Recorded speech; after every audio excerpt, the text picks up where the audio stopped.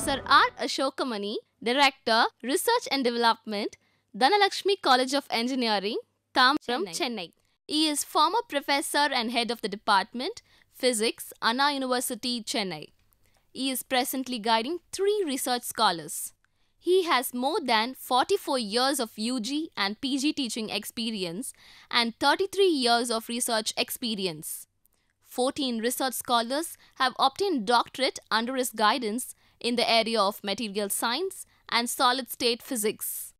He has more than 150 research publications to his credit, of which 90 are in international journals. He has authored a book on solid-state physics, which is an international publication. He has participated in several international conferences, both in India as well as in foreign countries such as USA, UK, France, Germany, Italy, and Yugoslavia. He has been a guest scientist at ICTP, Italy, several times.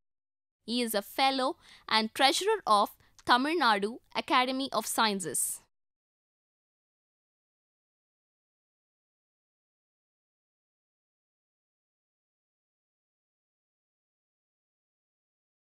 Welcome to the UGC lecture series for the BSc Honours Physics students. We have been going through a course of lectures on interference in the section on optics.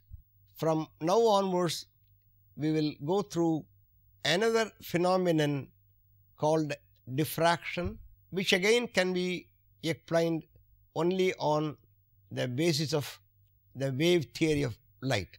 Now, in the unit 10, which deals with diffraction, the subsections are Fresnel's assumptions, half-period zones, explanation for rectilinear propagation of light, etc.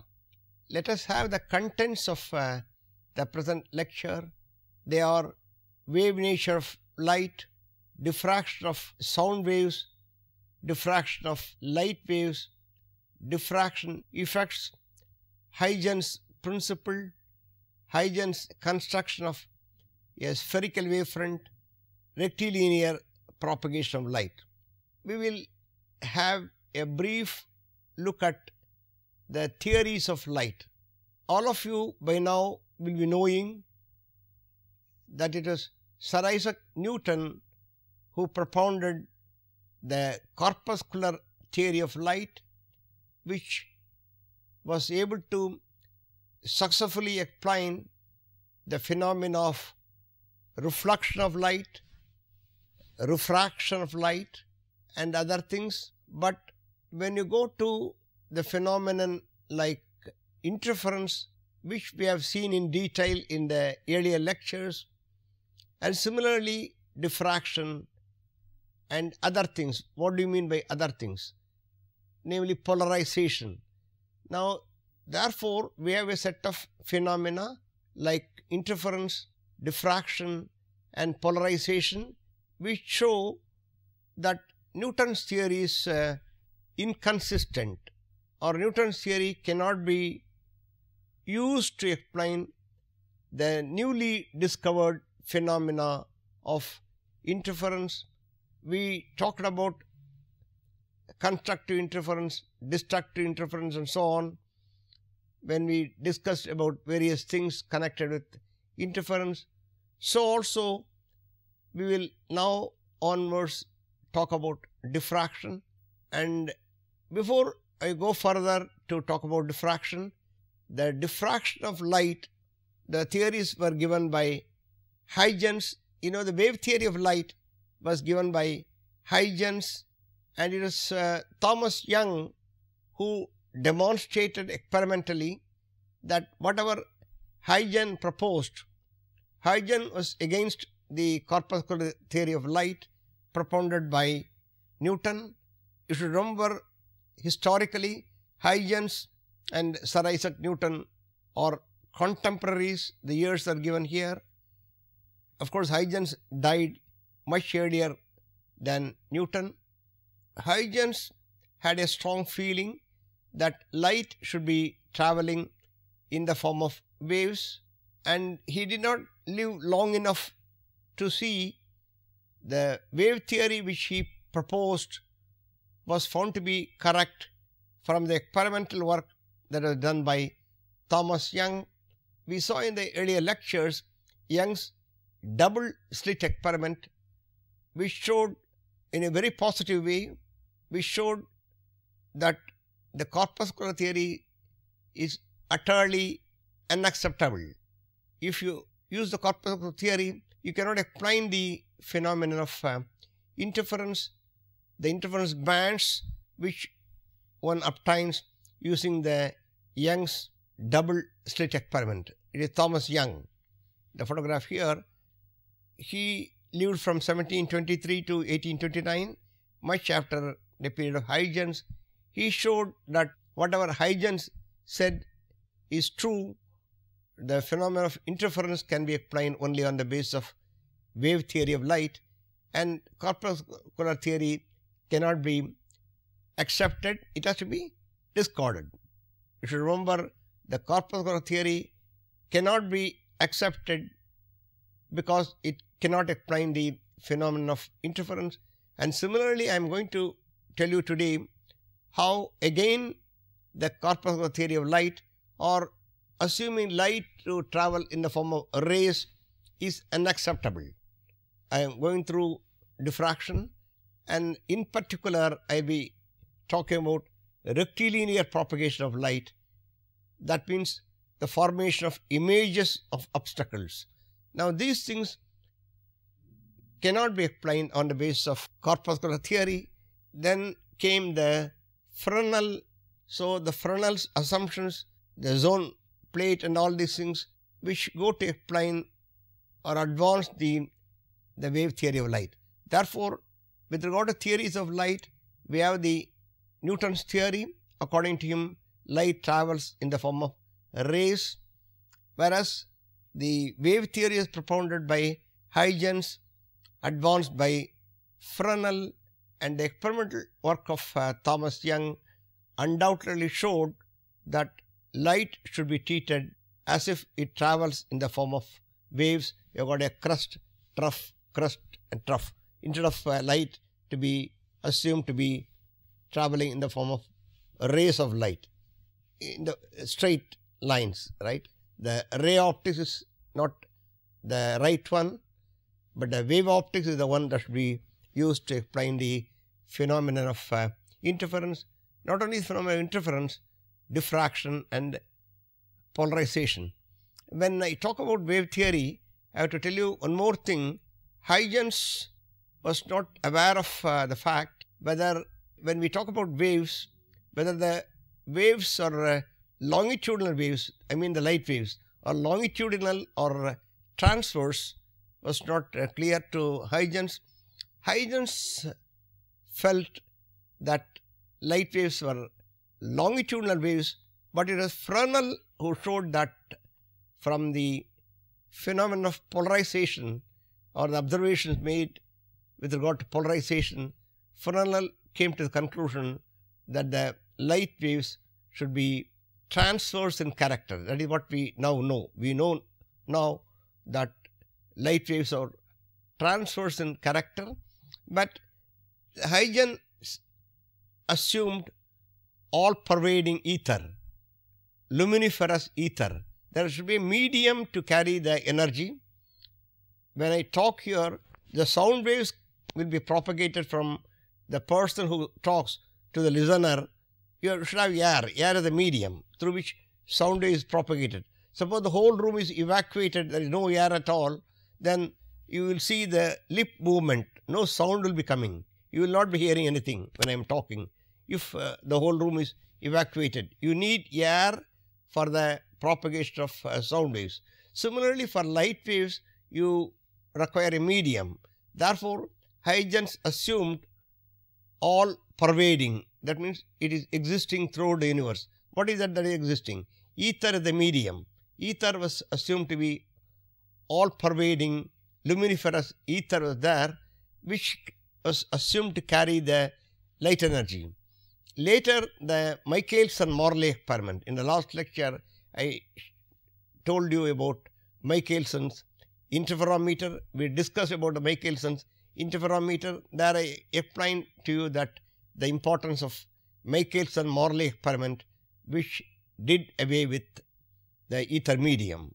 The ether medium that was assumed to be existing according to Huygens was proved to be not present at all. There is no ether. A medium like ether is not present in the universe to carry the light wave, or in order that light is propagated from one point to another point, you don't require a medium at all, according to electromagnetic theory or according to the quantum theory of light. Now, therefore, these are the discoveries which came into existence much later. But for the present, I would like to tell you that the wave theory is important to explain some of the phenomena. And secondly, the waves, we are talking about light waves or transverse in character, that is shown by Fresnel. And now I pass on to sound waves. Having told about sound waves being propagated, you require a medium, namely air and all. This is what I told you just now. And the question that I am asking is whether the teacher who is coming walking in the veranda, right? The person is walking in the veranda, teacher is coming here. The students are in a jolly mood. They are playing drums, right? The sound that is coming out from here, it doesn't travel in straight lines. You know, the sound wave does not travel in straight lines. It undergoes what is called bending of the sound waves, right? The sound waves are being bent. Without bending, you know, the teacher will not be able to hear, and there is a lot of, the band, the music or whatever, the drum beating is heard by the teacher. The teacher cannot tolerate so much of sound, so he has to have his ears covered, so on. Therefore, sound undergoes bending. This bending is known as diffraction. It is diffraction of sound. What is meant by diffraction? Diffraction is the bending of the wave. It is diffraction. How can the teacher in the corridor hear the school band even though he is not in the hall? He is not in the hall. This person can hear directly, is in line with the source of disturbance, the source from where the sound is coming. He can hear the sound, but not the person here or not the teacher, because they are not in direct contact, or they are not in a line with the source which from where the sound waves are coming. So sound waves bend. So the band auditions join interference today at 4 p.m. Interference means, here diffraction means bending. The bending of sound, similar to the sound waves which are being bent. Light waves also will bend. By diffraction, what we mean is, like sound waves, light waves also bend around obstacles. I here have sound waves bend around obstacles. Sound can be heard even if the source which creates sound cannot be seen. In a similar fashion, light also exhibits diffraction, or the light beam bends around obstacles. Have you seen the bending of light around obstacles? Now here comes the blade, right? You have a blade, and if you keep the blade in the path of the light beam, you can have any ordinary light. You have the path of the light beam, you have a sharp-edged blade. Around the blade, you can see the lines, right? They are the diffraction bands.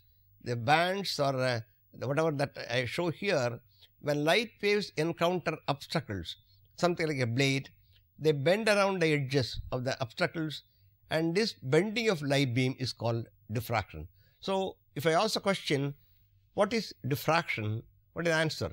The answer will be, diffraction is nothing but the bending of the light beam around obstacles, something like a blade.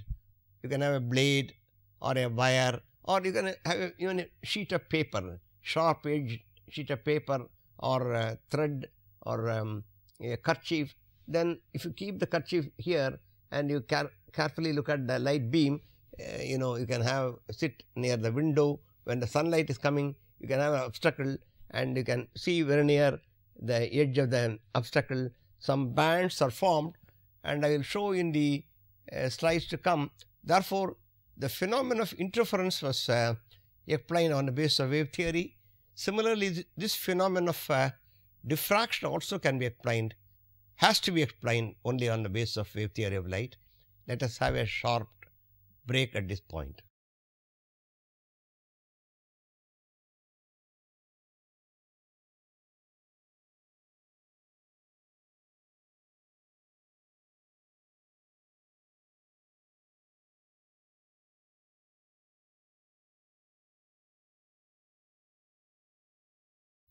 Welcome back to the break. I have been telling you about diffraction of sound waves. I showed the picture. Similar to the sound waves are being bent, the light waves also undergo the kind of bending. The bending of the light beam is called diffraction. This you can see around the edge of an obstacle. For instance, you can have a blade sharp. The edge should be sharp. That is important, right? The shadows cast by objects can be easily explained on the basis of Newton's theory of light. Now, before I go further into diffraction, what I would like to tell you is, I would like to tell you about the formation of shadows. You have an obstacle here in the path of a light beam. I have the finger here. I can see the shadow cast by the finger on the screen. You assume this to be a screen, and the light is intercepted by my finger, that is the obstacle. The image of the finger is seen on the screen, that is my palm. For any object, you can see the image that is formed. The formation of the image can be easily explained if you assume light to travel in the form of what? Rays, as was assumed by Newton. So, the Newton's theory will be able to easily explain the formation of shadows, because light is traveling in the form of rays, light is falling here, it is traveling straight. So, because of that, the image is formed, as I will show in the pictures to come. So, if light waves could bend, now the question is, if light waves could bend, if they are traveling straight, then the shadow cast can be easily explained, as was assumed by Isaac Newton. Now, when you talk of wave theory of light, as was proposed by Huygens, Fresnel, Young, and so on, then the problem that we face is how to explain the dark regions, or how to explain the formation of shadows. Inside the shadow, what do you have? You have a darker region. If you say light is going to be bent, if light is bending, then there should be light falling in the darker region also. So you have the following perplexing problem. If one talks about bending of light beam around obstacles, and experiments also suggest the same, the question arises as to whether the wave theory could explain the formation of shadows. Because the light is bending, the wave theory, if you talk of diffraction, and if you say diffraction is nothing but the bending of the light beam, if light beam is going to bend around the edge of an obstacle like my finger, then how can I explain the dark region? I got a shadow here. The shadow region also light should be falling, because light is being bent, light is bending. If light waves could bend, how will you explain the dark region found inside the shadow? This is the thing. I pose this question to the people who agree with the wave theory of light. It looks the corpuscular theory of light or the ray concept to work well, but it is not true. So, diffraction is the bending of waves around an obstacle or through a hole. You can show the diffraction effects with water waves in a ripple tank, or with microwaves. Sound is being bent, and even light is being bent. The patterns for some water wave diffraction are shown in the diagrams. And when you talk of diffraction, now the CD player, when you tilt it at different angles, you see different colors. The coloration that you get in the CDs on a foggy nights and DVDs, they all are due to diffraction. So they are the diffraction effects. And if you are in a room with the door open, you may be able to hear someone speaking outside. That is what I told you regarding sound waves. Similarly, in the case of if you look at a street lamp through an umbrella, you will see an interesting pattern of colored dots. All these effects are due to diffraction. And more clearly, I should tell you that the phenomenon of diffraction or the diffraction effects are greater for longer wavelengths. The wavelengths which are used should be longer. The diffraction effects are greater for smaller holes. The hole through which light is passing through should be smaller, or the width of the opening should be smaller. The gap should be smaller in dimension. The next diagram shows a wave bending barrier. This explains why it is possible to hear sounds and receive radio signals even if there is something between you and the source of the waves.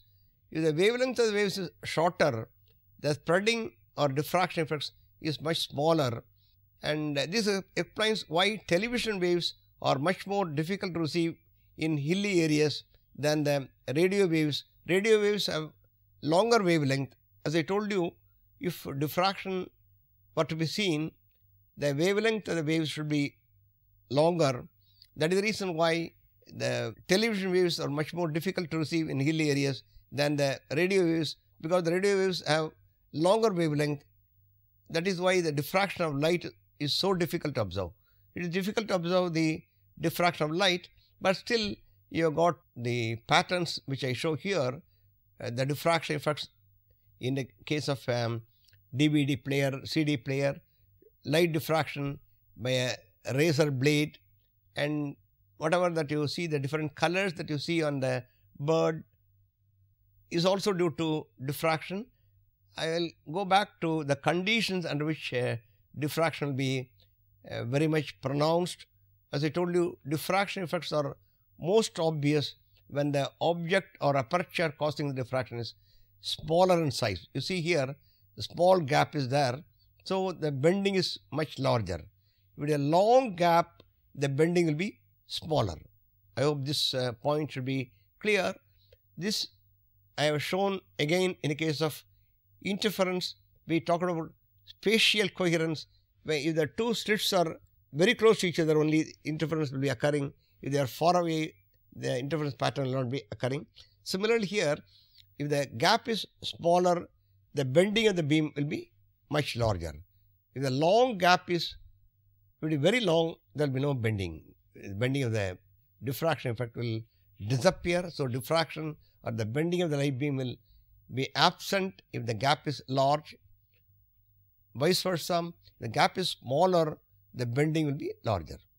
Okay. The nearer the slit size, the wavelength, the more will be the diffraction effect.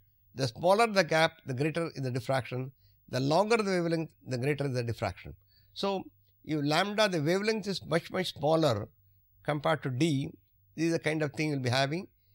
The point I want to emphasize is the wavelength should be large, as I told you, compared to the magnitude of d. This is d, the gap, the width of the gap here, it should be small, the wavelength should be large, then only there will be pronounced diffraction effect.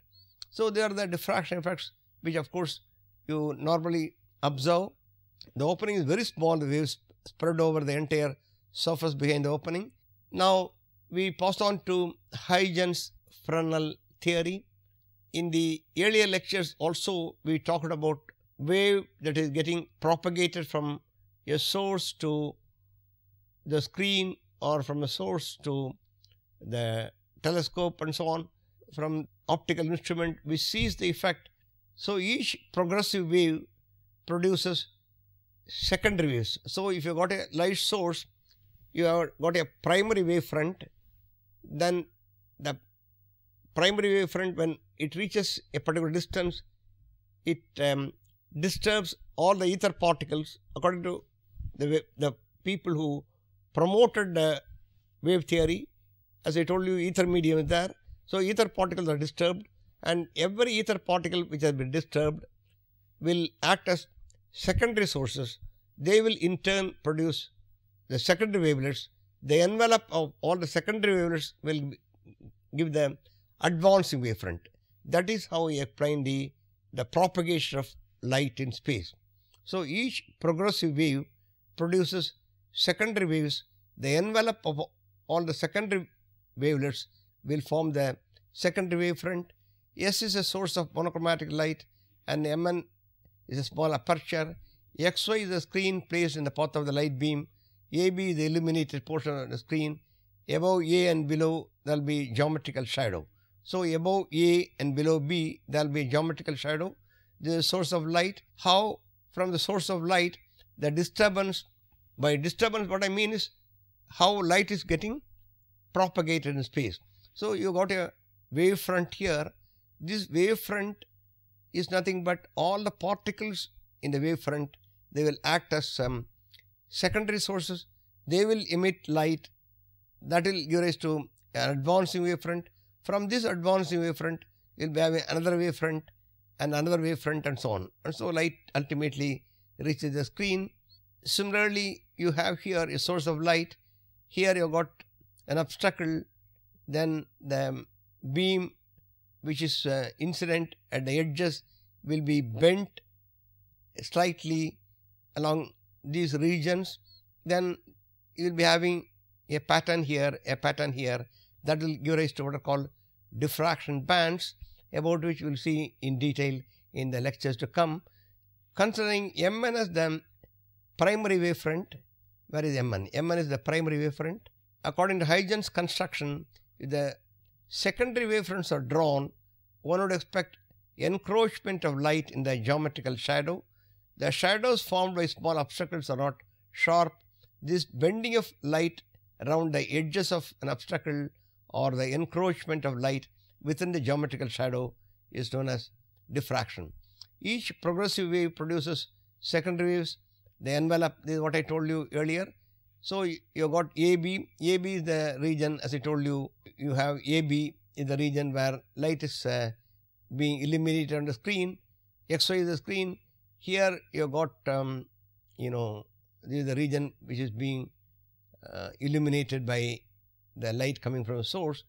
Similarly here, AB is the region where you got darkness because you got obstacle here, but you will have diffraction bands here around A, around B and so on. Huygens construction of a spherical wavefront. As I told you, these things are important. You have a source of light here, and what is PQR? PQR you call as a spherical wavefront. Consider a point source S of light placed at a point in vacuum or air. You got source here. The wavefront originating from the point source of light at a finite distance is a spherical wavefront. So your PQR, look at the PQR. PQR is a spherical wavefront. From spherical wavefront, what you should understand is if V is the velocity of light, in time interval t, the disturbance will go from here to here, from Q to Q prime, and similarly from P to P prime, and from R to R prime. So from the primary wavefront, you get what you call the secondary wavefront P prime, Q prime, R prime. So I think it should be clear. PQR is the primary wavefront. Then from the primary wavefront, the points PQR, as all of them act as secondary sources, giving rise to emitting secondary wavelets. So the wavelets are emitted after a time t. If V is the velocity, the disturbance would have gone from Q to Q prime, P to P prime and so on. So P prime, Q prime, R prime is the advancing wavefront. So we try to explain how light travels from the source to some other region. We now pass on to the summary of the present lecture. The summary goes as follows. Diffraction means bending of light around obstacles. This phenomenon could be explained only on the basis of wave theory of light. The striations at the edges of a blade, coloration exhibited by compact disc, and the bursts are due to diffraction. According to Huygens, light is a source of disturbance in the ether medium, producing primary wavefront and secondary wavefronts. Let us now pass on to the questions. What is diffraction? Mention some of the effects due to diffraction. Does sound wave bend around obstacles? Explain Huygens' principle. How does light propagate? With this, we come to the end of this lecture, the first lecture on diffraction. The rest of the things we will see in the lectures to come. Thank you.